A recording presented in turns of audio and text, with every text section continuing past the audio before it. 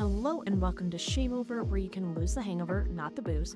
I'm your host, Erica Mallery, and this is a podcast for those interested in moderation and drinking less, and who want to find peace and balance in their consumption. I am on this journey with you, and I am proof that you can drink less without going cold turkey or all out sober. If this sounds good to you, let's get started. Hey all, welcome back to ShameOver. I'm Erica Mallery, and I am so glad that you are here. Today is going to be one of our quick episodes that is really just helping with one simple tool, trick, something you can incorporate into your day starting today, hopefully, that can help you drink less while understanding yourself and your patterns more. So today I'm going to give you one of the most simple tools that I have used in my own life. I use with my clients, and it can completely change how your nights go without you needing to focus on willpower or anything along those lines. Because let's be honest, most of us don't plan to overdrink, right? I remember my biggest nights out were the ones that I'm like last minute where I just like, roommate and I, sure, you want to go get a drink? Yeah, it'll be an early night. And those were the nights we were out all night long. So I totally get it. We do not plan on overdrinking. It just kind of happens. And afterward, we're like, well, why didn't I stop? Why didn't I say no? What did I say? What happened? Why did I do that? Did I pick a fight again? All of these things. So today I want to really equip you with a tool that can help you stay connected to yourself in the moment without feeling controlled or judged or called out, but also a way that others can support you. This is not something you want to share with everyone, maybe one person, your closest person. And this is my favorite thing, a code word. No, it is not a safe word. They're very different, but kind of the same, I guess. But the code word is basically, it's going to be a prearranged word or phrase between you and someone that you trust. The trust factor is huge here. So it can be a partner, friend, whoever you're with, that can help to gently and lovingly, those are keywords right there, bring you back to awareness. That's it. It's not about control or correction. It's not calling you out. It's just a little nudge to bring you back to you. So I want this to be loud and clear, because this is not about someone managing you. It is about someone supporting you and the version that you said that you want to be, that you are working toward becoming. That's it. So for my husband and I, this kind of started out when we were first dating, when we felt like we needed to be more present, but like we both worked a ton and always had our phones and whatever. So I like calling no phone zones, but sometimes saying like no phone zone or get off your phone, or, that can send the guards right up. So we came up with a code word. This is from my favorite movie, not favorite movie, but a great movie, Meet the Fockers, or one of those, Meet the Parents, one of them, where muskrat's their family code word, right? But I thought of that and I'm like, we need a code word so that when one of us are kind of bugging the other, like with phone usage, for example, we can say it. And that's a way of politely saying like, please get off your phone, without all the guards going up, without people getting defensive, without like this combative nature, right? Because nobody wants to be told, I don't like what you're doing it wrong, blah, blah, blah, whatever. So we came up with a code word. Then started applying this to other things. So for drinking, same thing. If you feel comfortable with someone, you can say it to yourself. Probably won't work as well, but come up with a code word with someone that you really love and trust, that can honor this in a supportive, kind way that will just help you. What the purpose of this is one, come up with something that is lighthearted, fun, makes you smile, like Bambi, platypus. What are other ones? Muskrat, meerkat. My kids even came up. My daughter has one and it's fox something, but I always say foxtrot. And she's like, that's not what it is. But then it gets her out. But the whole point is have it be something lighthearted, hopefully that makes you smile or chuckle or something, so that when you are in the moment, it doesn't feel like a personal attack. It feels like that, like, hey, just bringing you back to the moment, that lovingly, you said you didn't want to drink. So you asked me to, when you were ordering your second drink, to say muskrat so that you remembered, right? So when you're doing this with a person, again, trust is key. Make sure that it's something that you guys know that this is not a babysitting thing. This is not a management thing.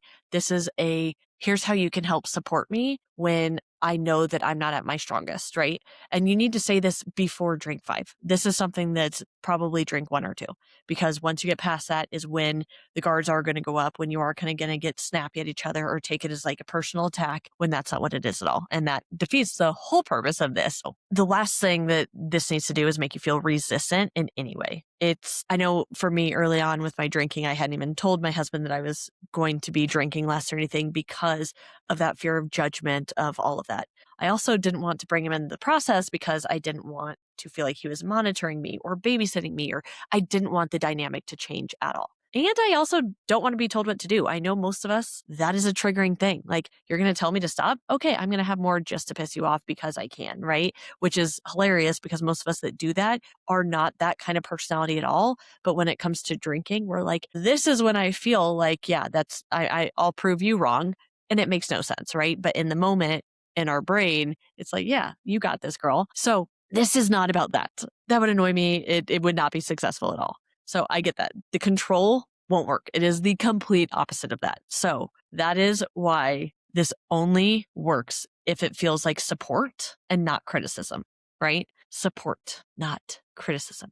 So the word itself honestly does not matter. Could be pineapple. It could be, hey babe, like literally anything, but the tone is VIP. The tone and the intentionality behind it. Because if there's a sharp tone, it's going to immediately feel like a correction. And then defensiveness, guards, all of that. If there's eye roll or frustration, it's going to feel like judgment, which is going to make you shut down and feel that shame, feel that guilt. If it's calm and soft and playful, it's going to feel like, I got you. Like, we're on the same team here.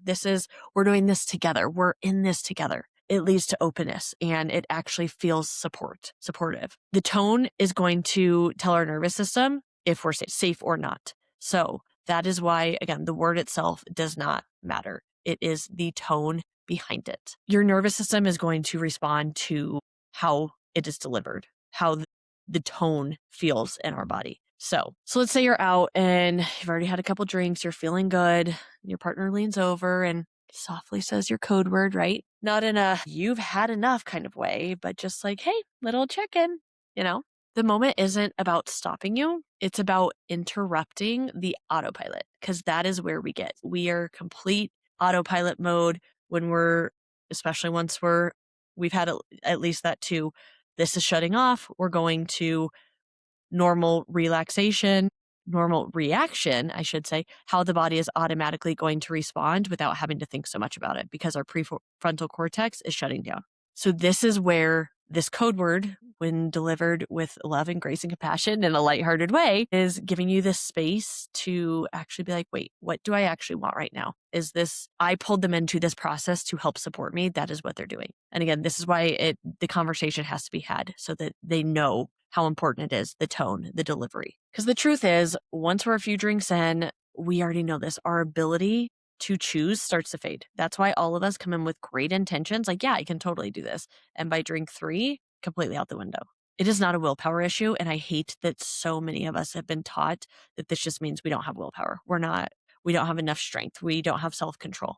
No, it's literally the brain. So this is a tool that isn't about being stronger. It's about staying connected and having that reminder. It triggers that I am safe. This is what I want. This is who I'm working to become. So it's a pause. It is not a punishment. So if you need help setting this up, try it, with someone, a loved one. Have the conversation before you're in the moment. Obviously, agree on a word or a phrase. And most importantly, you need to agree on the energy behind it.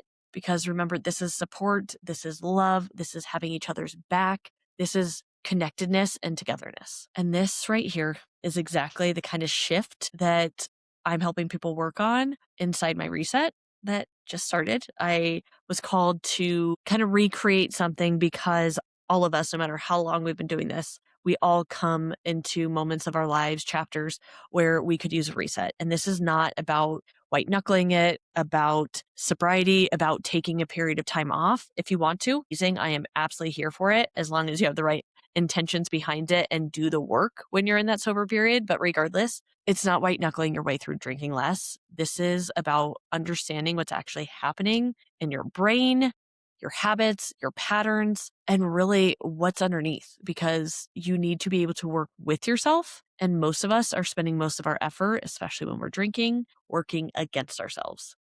Tools like this, the code word, they sound simple. It is. Simple does not mean easy. I will be the first to admit that. But they are so powerful when you actually use them. And granted, might not work for you. It might not work for everything. Try something that does. This is just one more tool in your toolbox for you to try and see how it feels, if it works. If it's not the right person, your judgment, your shame, all of that is going to go right up. Get rid of it. That is so important, is this has to be done with the right person. So if you are ready to stop just repeating this same cycle of over drinking and then questioning yourselves and then doing it all and all these things, this reset is going to help you finally feel more in control in a way that not only actually feels good to you, but is realistic for you. So often people take a period of time off because they want to or need to for whatever reason they're being called to, but they haven't done the work to understand everything underneath. And then once they start drinking even more. They have a harder time stopping once they start drinking. All these different things come into play. And that is why a reset like this throughout, whenever you need it, is so crucial and important, because it helps you take a pause, reflect, and understand what's going on in that moment. Because what's happening for me right now and is making me want to drink or on my mind, not expressing these emotions right now versus how I was feeling about, similar circumstances 5 years ago, completely different. So this reset can help you understand where you are now while still uncovering things that you might never have understood or they just didn't hit at that time. So if you want to join this reset, I will drop a link for you in the show notes and we will walk through this together. But I am so honored again for you being here, for you doing the work, for you showing up, for you being curious, because that is the number one thing to help change everything, is showing up with curiosity. When we're curious, we don't have judgment. Literally, being curious means losing the judgment. You're just trying to understand something in a way that isn't bringing in why it should be or shouldn't be. It's why is this the way that it is, right? So if you take away nothing else, just get curious about what's going on, about how you're feeling, about what's underneath. All right. We'll see you next time. Thanks for being here. ShameOver is the mindful drinking program designed for women who desire to drink less without losing the booze completely. If you want to transform your relationship with alcohol and live a healthier, confident, and balanced life, go to shameover.me and get started today. You deserve it, you're worth it, your future self thanks you. Cheers!